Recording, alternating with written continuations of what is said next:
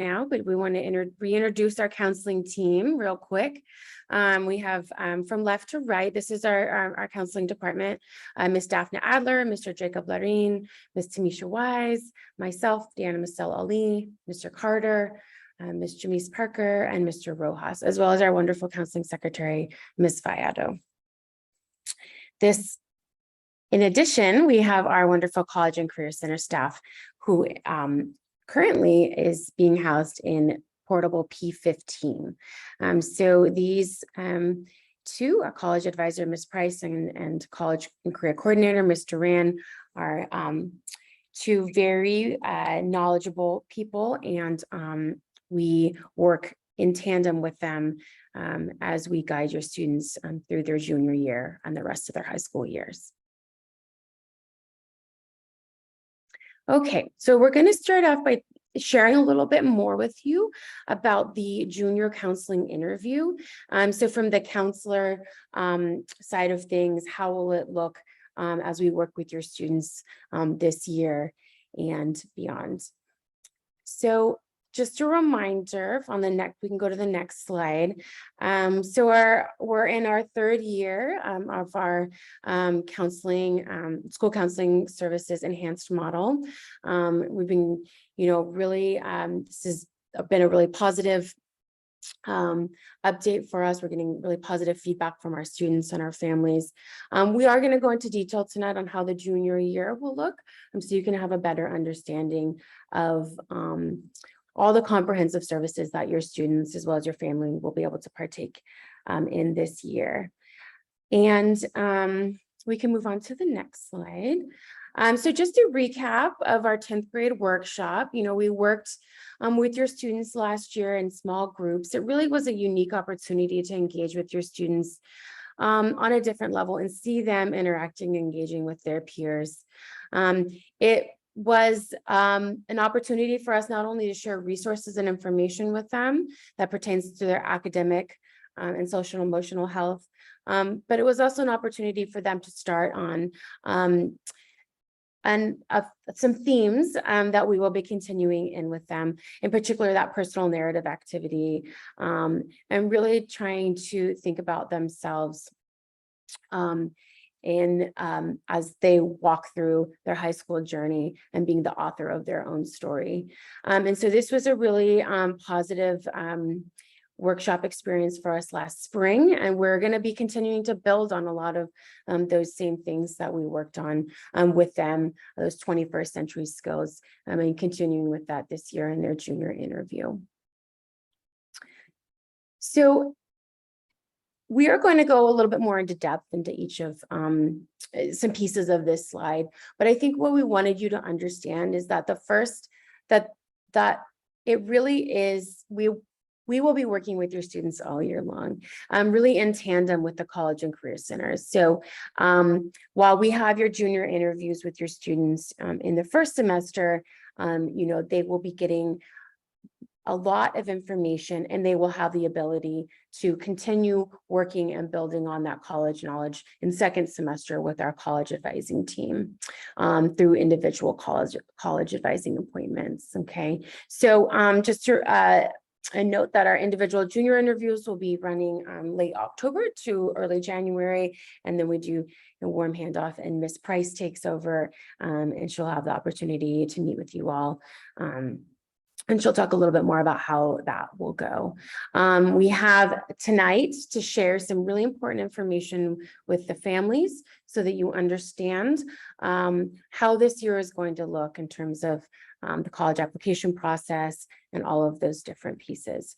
Now, we're all available for student drop-in hours to your students. So that's something that we are always accessible for them at different times. So it's as easy as stopping into our office or P15, the College and Career Center, and sending up to a time to talk with us. And we're happy to do that. In addition, we have a lot of college workshops and events, and Ms. Duran's really going to go into detail on how those look this year with our students. And I'm going to pass it off to Ms. Parker now. She's going to give you a little bit more information about how this junior interview is going to look like for your students this year.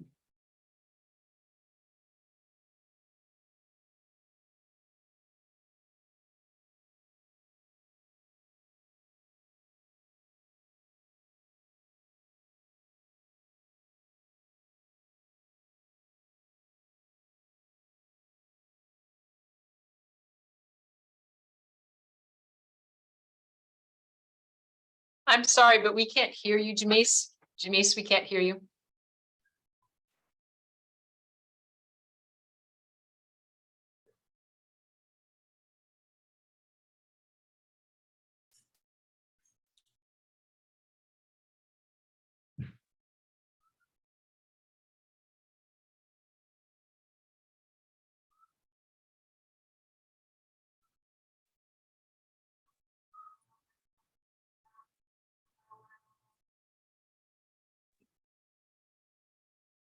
I think Mr. Morales, we're hoping to go to the next slide.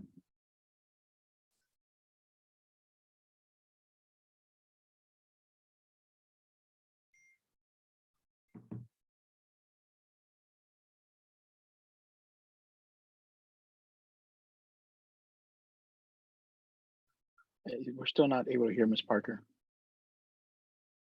I can hear you, Ms. Parker.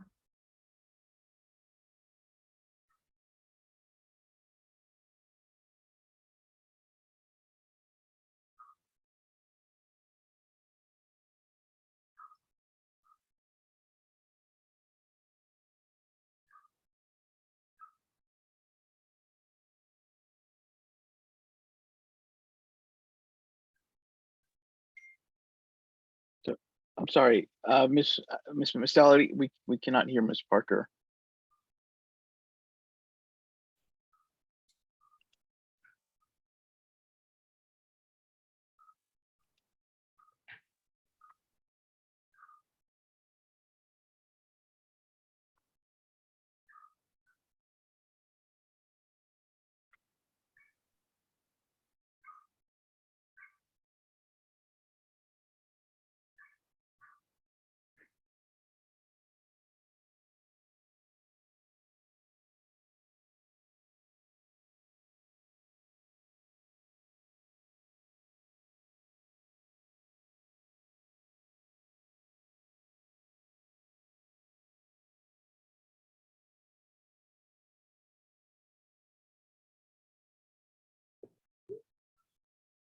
Yeah, I'm sorry, folks. We're having some technical difficulties here.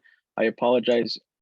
What we're trying our new system here that allows us to do simultaneous interpretation, and I think we have some errors on our end. At the bottom of your screen, you should have a small globe that lets you choose which audio channel you can hear. If you guys would not mind clicking on the English channel, and I think that that's where we'll be able to hear Ms. Parker. Los demás, por favor, si continúan en el audio en español, creo que vamos a poder solucionar esto. So if we could try, families, I apologize for the extra step, clicking on the globe at the bottom of your screen there in Zoom, and then clicking on the English channel. And I think that that's what we'll be able to hear Ms. Parker.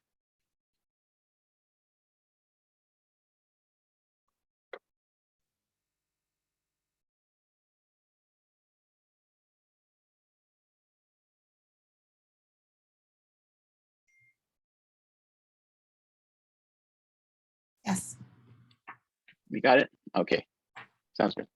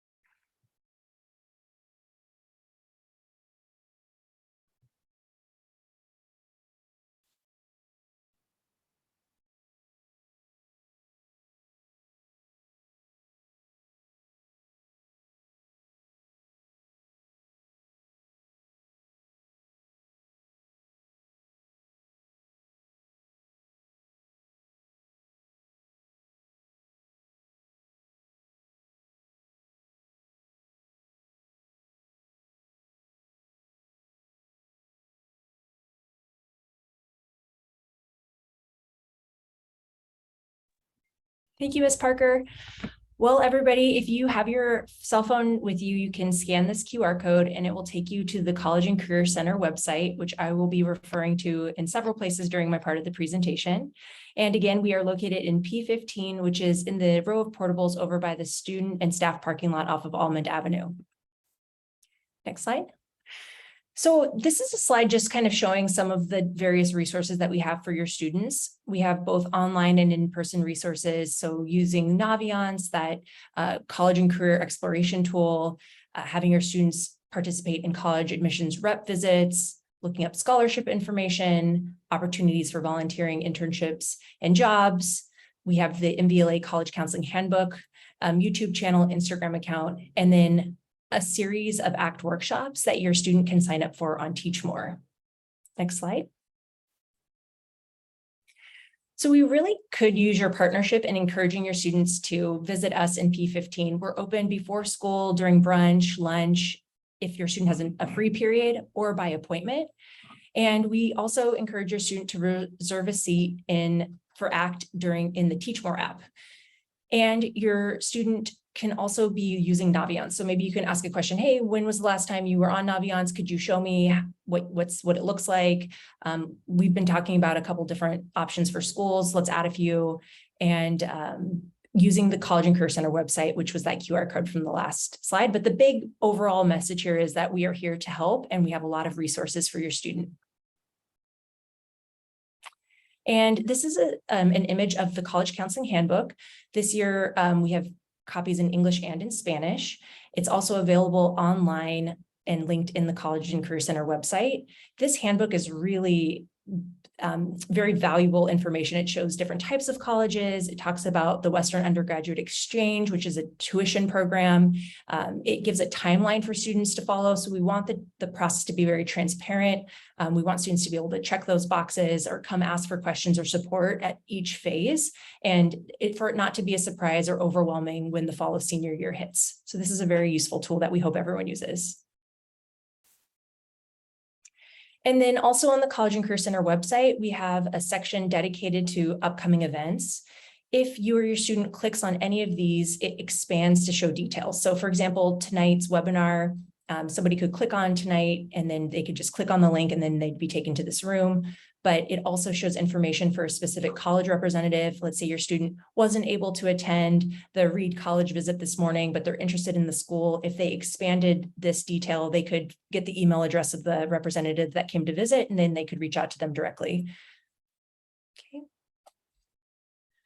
Okay, so I've mentioned Naviance a few times, but this really is a tool that can help your student begin the college search. So let's say you've been discussing, they can favorite that college now and it puts it on the college I'm thinking about list. It also helps them organize their list and start to see what application deadlines might look like. Naviance can also help students identify a possible career or major to prepare for a career. And there's a section where they can build and update an activities list or a resume. If your student prefers to work in like a Google Doc, they can link that document into Naviance, and that will allow their counselor and the scholarship committee to view what activities they've been participating in. And it really makes it, it works in their benefit for us to be able to see that information quickly. This is also where they can register for the college rep visits and just better understand what the different requirements will look like for those schools on their list. Okay, so as students start preparing for the college application process, there's both personal and academic information that comes into play, and their extracurricular and volunteer activities. If your student has been very active, that's great. They can start documenting what they've been doing and really thinking about the impact that it's had on them as a person or the impact that they've had on contributing to their community. Or maybe your student hasn't been able to do some of those activities, but wants to. It's definitely not too late, and there are ample opportunities for them to get involved. So they can use the resources in the College and Career Center to identify some areas that might be of interest, and we can help connect them with those. So that includes things like sports, clubs, leadership, music, employment, and more. And we really want students to be able to explore areas of interest and gain that hands-on experience-based learning before they arrive wherever they're going to arrive after high school, so that they are better able to determine if that's the right path for them, or maybe discover something new. This has been mentioned, but for students that are applying to certain colleges, there will be a requirement for an academic teacher letter of recommendation. And for the most part, colleges like to see that letter coming from an 11th grade teacher. So now is a good time for students to reflect, what classes am I really excelling in, or what classes am I super interested in? Which teacher am I forging a natural bond with? How can I continue to develop that relationship with the intention of possibly asking for a letter of recommendation in the spring? At the very most, colleges will ask for 2 academic letters and a counselor letter. Some schools say any one letter from anybody that knows the student well. But again, at the most extreme end, it'll be 2 academic teacher letters and 1 counselor letter. We also support students on working on essays and personal statements, short response questions in the spring and in the summer. And so we would like you to know that students can participate in summer college advising and an application boot camp, which we piloted this last summer, which went well, and we're hoping to expand for this upcoming year. And then again, having your student join different ACT workshops focused on various components of this process. Okay, college testing. So I'm sure if you had an older child, it might have been different than it is now, but where we are at right now in the current landscape, that colleges have different language for what they need. One is test-free. Examples of test-free are the UCs and CSUs, but there are also private and public schools in state and out of state that are also test-free. So meaning even if a student has a test score, even if the student would love for colleges to consider that test score as part of the process, that college is not using test scores for admission purposes. Then there are test optional and test flexible institutions. These also include public and private schools. It becomes a little bit more strategic here if a student chooses to apply using a test score in these situations. Ms. Price and I are happy to talk to your student about which schools it might be strategic to use a test score, or which schools it might be better not to use a test score, depending on how they've done on a standard test. And then there's also testing required. And so those are also include some public and private institutions. Just off the top, MIT's now gone back to requiring testing. Georgetown never stopped requiring testing. And then the public universities in Florida and Georgia are also now requiring testing. Just a couple quick examples. And then for preparation and timeline, it's a great time now for your student to self-reflect and for you to have a family discussion about what are the options after high school, what kind of colleges might go on the list. Let's talk about PSAT scores from last year, PSAT scores that will come out this year, or if your student's taking the SAT, those SAT scores, and then deciding what is the testing preference. You know, do we want to double down on test prep, or would we rather spend that time doing something, giving back in the community? How did you feel taking the test? Did you feel confident in that it reflected your abilities, or did it create a lot of stress and anxiety for you? And do we want to have you do that again? Or even for the first time? And then also knowing that Los Altos academic courses are test prep. So every day that your student is in their classes, they are doing test prep, and that they can use the available test scores that they might have to determine a preparation plan. Khan Academy offers free online test prep that links to the PSAT scores.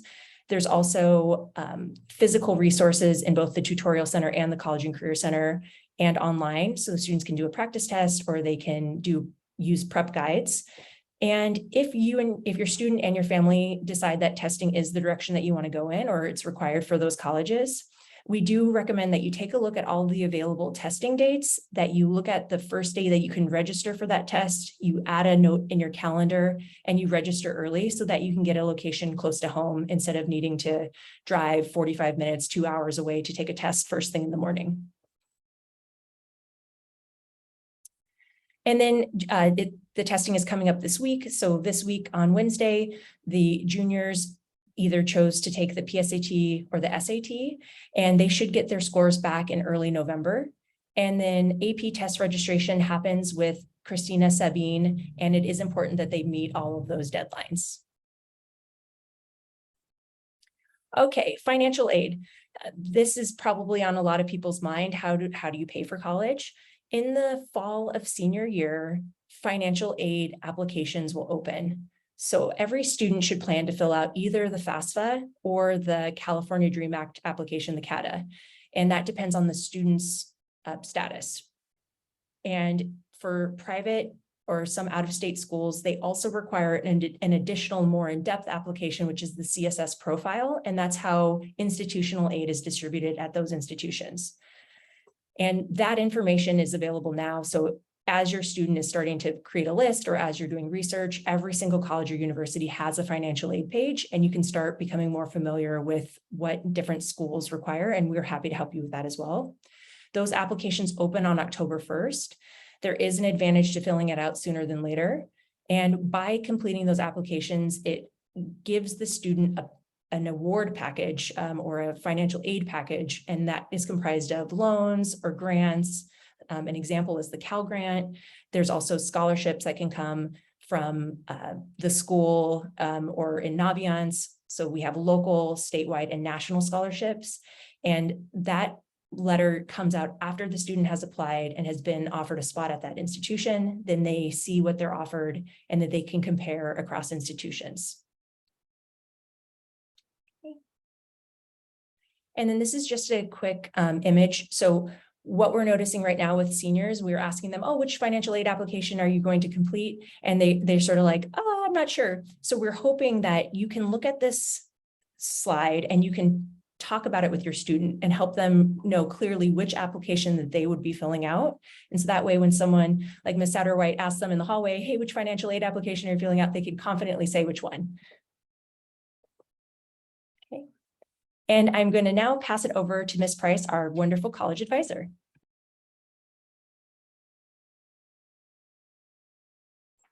Good afternoon, everyone. I think it would be great to just take a deep breath. That was a lot of information. And I know a lot, having to do with testing and, all of the applications that are coming up. What I want you to understand is that there is plenty of time for your junior, and that every year we walk them through it and we support them through it, and they come out just fine. So why it seems like the information is very dense, just keep in mind that there are steps and there's a timeline, and we will get them there, okay? So we'll get started. The next slide. So my role as a college advisor at Los Altos High School is to guide your students individually through this process. I have time to sit with them in a half an hour to 45-minute schedule appointment and get started on getting to know them, getting to know their academic profile. I go on Naviance with them, I review the transcript, and we have realistic conversations about their college list, about their college interests. So I try to get into their heads and find out what they're thinking and make sure I give them the facts about how to make those decisions when they do get to talk to you or see a college admissions person. Each student is different. We look at academic fit, I look at social fit, financial fit, when students tell me they're concerned about whether they'll be able to afford to go to college or not. I talk about testing with them as well, and make sure that they're not stressing themselves over tests that may or may not be beneficial to them in this process. So we talk about everything in that meeting. Parents are allowed to come to the meeting. I will have the meeting dates up probably starting at the end of January, and I take it through until school ends. I never turn a student down for a college advising appointment, and all they have to do is to go on the College Career Center website and click on my schedule link, and they'll be able to set an appointment.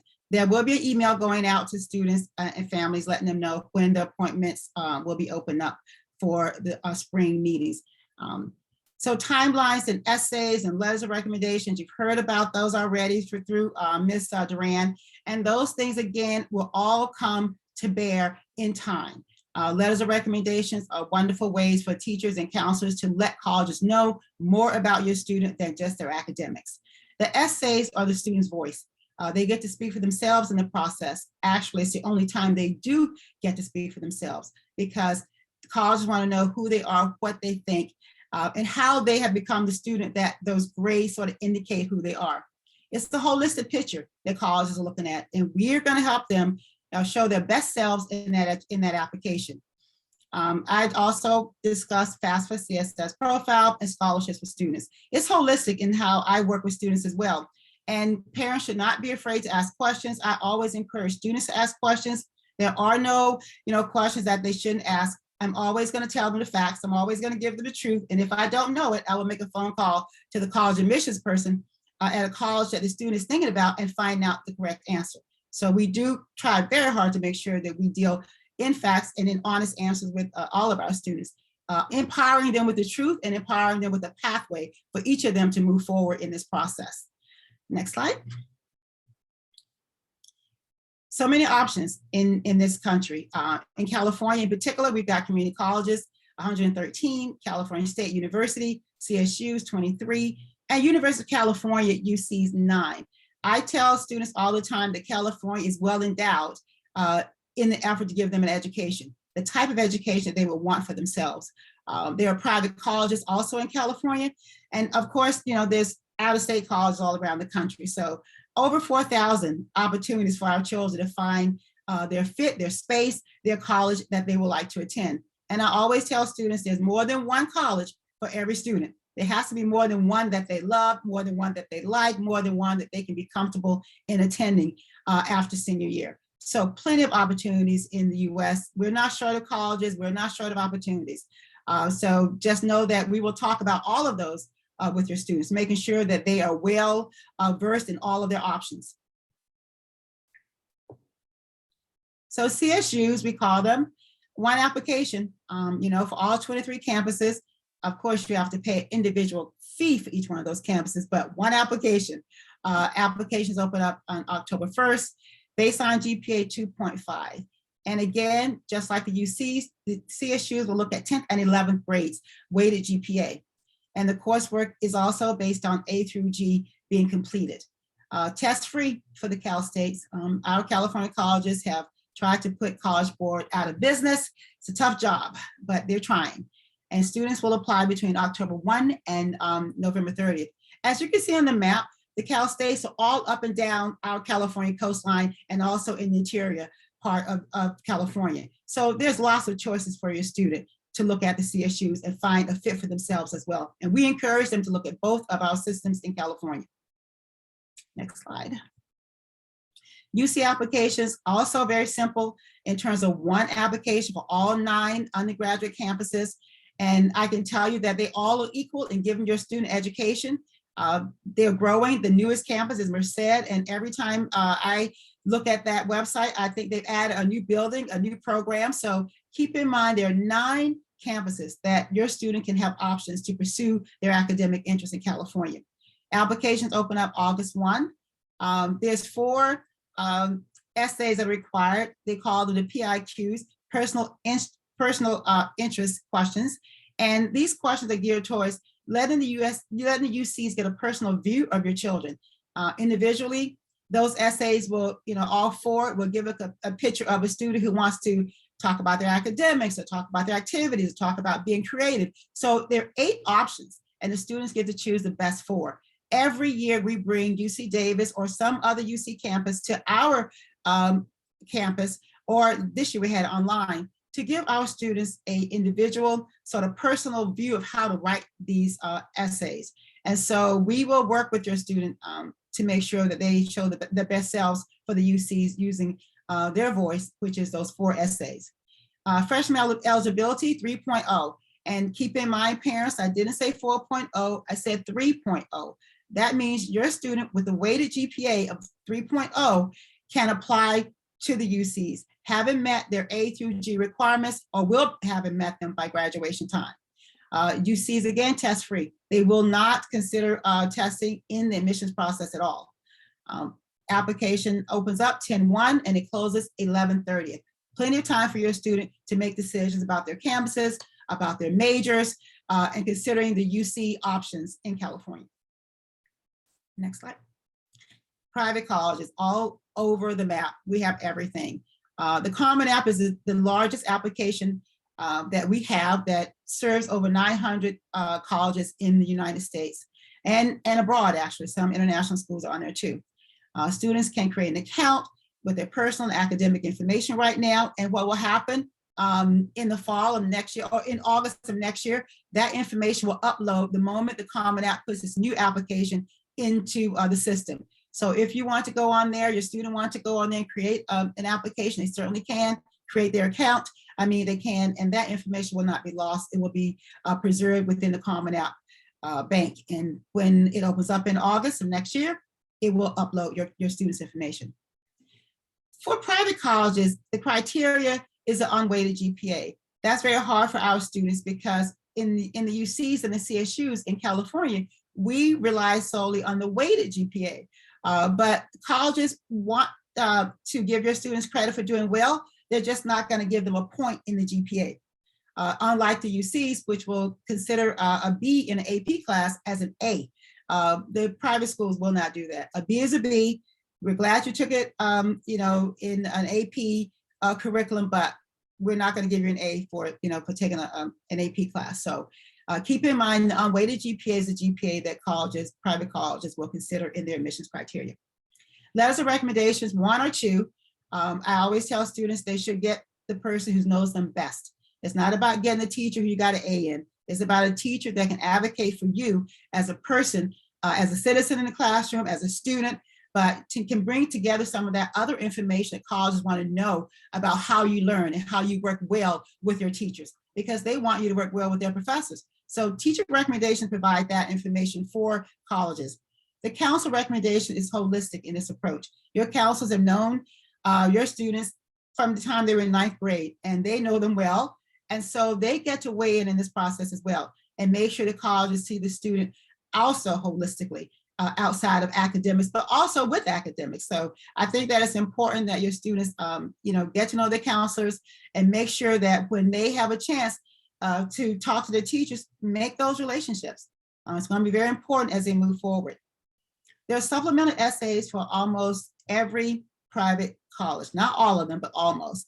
And the supplemental essays are smaller, usually 300 or less words that colleges want students to answer specific questions about their campuses.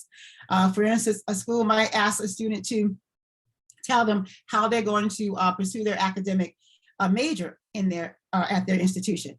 In order to do that, the student must know something about the college. So it is not just about making a college list, but when your student decide that they want to apply to certain colleges on their list, they need to research those colleges to understand what communities on that campus, what academic and supportive educational opportunities are offered at that college in order to answer the supplemental essay questions. But a lot of those questions are going to ask students very characteristic type of things about who they are, what they care about. And so, as students begin to talk about, things that are happening in school or in their clubs, it's really important they think about what it means to them. Every student is different. Students always get concerned about answering essays the same as someone else when they choose a topic. And I always tell them that it doesn't matter if 10 kids choose a topic. Every student is going to answer that question differently. And that's what the colleges are looking for. SAT and ACT, just check the websites. And definitely you can talk with me, your student can talk with me about how that will resonate with certain colleges. And I will be able to give specific information, individual information about different colleges on their list and how they view SAT or ACT exams. And although we mentioned the PSAT earlier, keep in mind that PSAT scores do not go to colleges. They are not interested in PSAT. That is strictly a national merit process that students will be able to qualify for scholarships in their senior year in terms of national merit designation. It's an honor that they'll get for doing well on those testing. But it's only SAT or ACT that colleges have looked at in the past and will continue to look at for some colleges. Next slide. So how you stay in contact with me, with us in the College Center. Read the bulletin, CCC bulletin, and school announcements, check emails, follow CCC Instagram. Mr. Rand and I both email students back a lot. So if your students send us an email, we will definitely respond. If you email me, I will respond. So do have your students check their emails.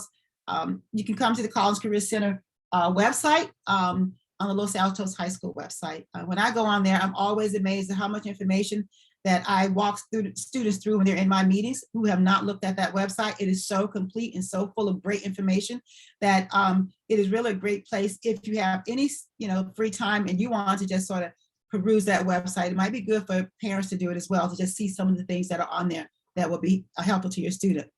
And do have your student attend the Countdown to College event in the spring. It's just a good way to sort of understand what's coming down the pipe for them and for them to feel comfortable about this process. That is my whole goal, is to make sure the students, I don't want them panicked. I don't want them stressed. I want them to know that they can handle this.